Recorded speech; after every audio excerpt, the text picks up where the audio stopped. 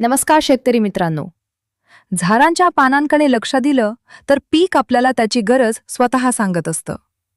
पानांचा रंग बदलणे, कडा जळणे, पिवळेपणा येणे, डाग दिसणे किंवा पाने वाकरी होणे ही सर्व अन्नद्रव्य कमतरतेची महत्त्वाची लक्षणे असू शकतात.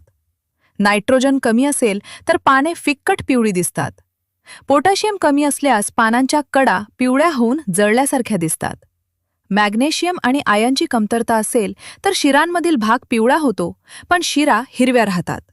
कॅल्शियम, बोरॉन, झिंक आणि मॅग्नीज कमी असल्यास नवीन वाढ, फुलधारणा आणि फळधारणेवर परिणाम होऊ शकतो.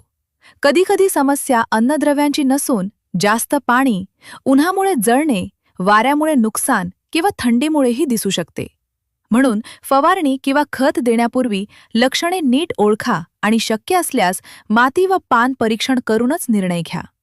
योग्य वेळी योग्य अन्नद्रव्य दिले तर पीक निरोगी राहते आणि उत्पादनही वाढते. अशाच शेतीविषयक माहितीसाठी कृषी ब्रह्माला नक्की फॉलो करा आणि तुमचा अनुभव कमेंटमध्ये नक्की सांगा.